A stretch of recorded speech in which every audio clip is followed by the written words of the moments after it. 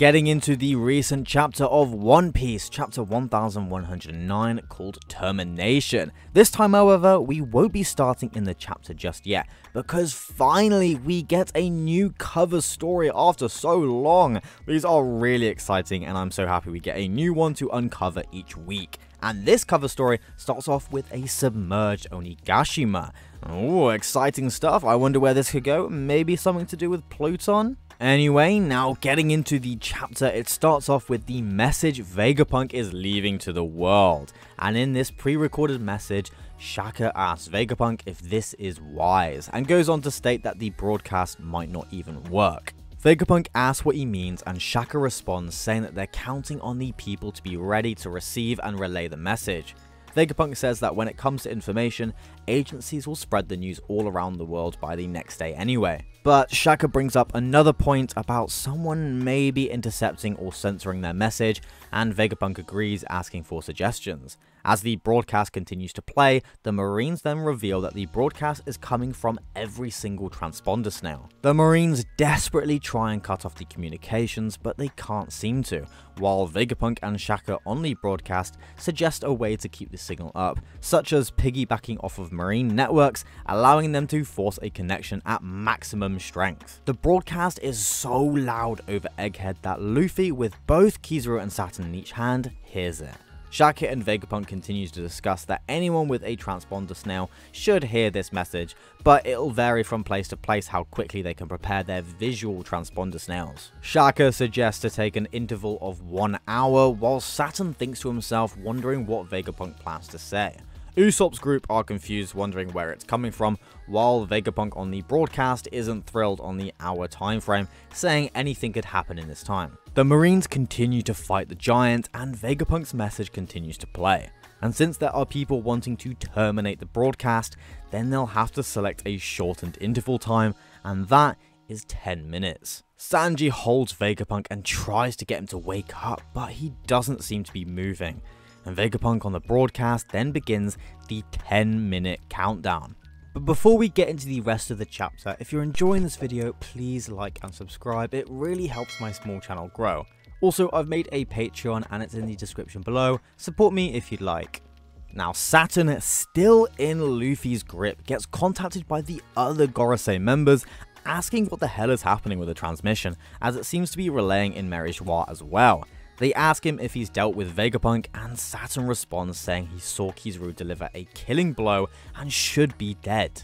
The other Gorosei wonder if Vegapunk set up a dead man switch to automatically turn on if he died, and they agree that it seems likely, but they have no way of knowing what he'll say. Saint Topman Warcury suggests that they should pinpoint the source, and Saint Shepherd Jupiter said it's likely the Labostratum of Egghead, but it's still protected by Vegapunk's barrier. On the broadcast, Vegapunk and Shaka wait for the 10-minute countdown, and Pythagoras pops in asking if they want a coffee.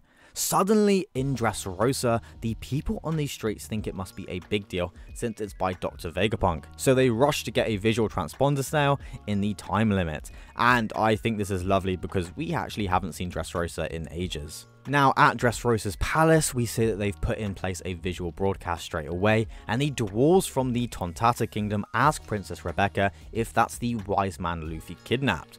But Rebecca corrects them, asking if they actually believe another bad article about Lucy, and hilariously, after all this time, she's still calling Luffy Lucy. Kyros is there as well, and he's watching the screen, asking if that is Vegapunk. Moving away from Dressrosa now, in none other than Windmill Village where Luffy is from, the citizens gather, asking what is going on and complain that they don't have a visual transponder snail. The mayor is huffing because they're expensive and wonders if the audio is enough. Now, moving on again through the world, we are at Water 7 this time, where a sleepy iceberg asks his secretary Alice to screen the message, who confirms that she already has on each dock, and a summon has been issued on all citizens to watch the broadcast. And then moving on again through the world to Big News Morgan, who complains that the broadcast is being relayed through Navy frequencies, but is unencrypted. Vivi is there and she asks where Luffy and the others are, but Morgan states that because of the clock on the broadcast background, it isn't the current time on Egghead, and that the Buster Call must have reduced the island to ashes by now. We get more glimpses of several other places such as the West Blue, North Blue and South Blue, where the citizens around the world are gathering to watch the broadcast, wondering about Vegapunk and what he has to tell the world, showing us the viewers that basically the entire world is watching this broadcast right now. In the Kambaka Kingdom, where the Revolutionary Army is currently holding out, they're all sitting and watching the broadcast as well, where Eva states that the probability of interference is small in this time frame and wonder what Vegapunk is up to. The other revolutionary members also wonder as well what exactly he has to say during this crisis, and Dragon, like Dragon always does, ponders in silence as he remembers what Shaka said about being dead soon. Now back to Egghead, where Luffy exclaims that it looks like his punches don't damage Saturn,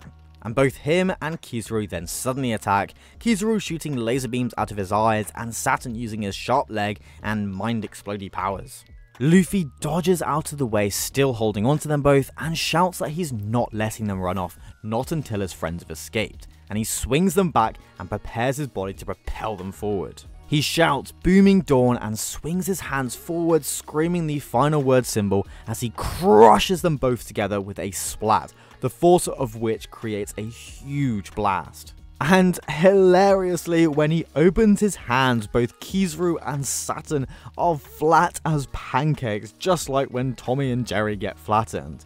They've even got these swirling stars around their heads just to top it off. And this is just showing you how insanely powerful Luffy is now. He just flattened an admiral and one of the 5 elders, for crying out loud. If you went back in time and showed this panel to someone who was watching around pre-time skip and told them that this was One Piece in the future, they just wouldn't believe you. And it doesn't even stop there, not one bit. Luffy puts his giant finger in the middle of Saturn's pancakiness, Kizaru too, and just starts spinning them like they're pizzas, and then sends them flying away. They spin like frisbees, and the Marines wonder what Luffy threw before Kizaru smashes into one of the ships, destroying it. Luffy then bursts out laughing, but Saturn's frisbee seems to miss the ship and turns right around, spinning towards Luffy, whose eyes obviously pop out at the sight, but Luffy angrily glares at Saturn, asking what it's going to take to keep him down. The Marines on the ship that Kizaru landed on ask if he's alright, but he doesn't answer and instead just seems to pant, covering his eyes. He now seems completely out of it and doesn't want to fight anymore, and I think this is a mixture of tiredness and sadness over him dealing a killing blow to Vegapunk, which definitely affected him. I mean, he quite literally closed his eyes when he was about to kill Bonnie and Vegapunk previously, and a normally quite sarcastic, talkative Kizaru has just become so somber and quiet. Saturn, who is still spinning towards Luffy and sending out kicking attacks towards him, is contacted by the rest of the Gorosei, who state that there's no time and they cannot allow Vegapunk to speak freely. The giants seem to finally reach their ship, but before things seem to be going well, Saturn suddenly demands that he shall perform the summoning. The Gorosei oblige, and suddenly a bolt of black lightning lands on the island, surprising even the Marines. Luffy's eyes pop out again, and he questions what's going on, while Sanji, holding Vegapunk's body, confirms everyone's fears. That black lightning is just like when Saturn appeared. Uh-oh. Uh-oh. And the chapter ends there with the last panel of a wide shot of the battlefield, showing several black lightning strikes around Saturn and Luffy, all with very similar summoning circles that match exactly how Saturn appeared. And I think everyone's realizing what this is implying right now. Let's count them. 1, 2, 3, 4, and 5. Well, would you look at that? The rest of the Gorosei have arrived. Oh my god! Okay, it's happening! Everybody stay calm! What's the procedure, everyone? This is an unbelievable turn of events. No one expected this. I'm just in absolute awe. How the hell are the Straw Hats going to make it out? This is just too crazy, and potentially one of the best, most insane things I've read in One Piece so far.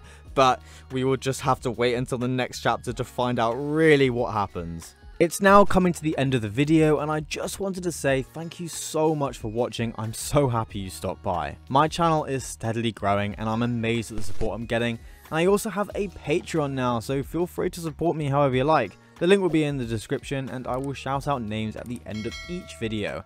Thank you again, please like and subscribe, and I'll see you in the next video.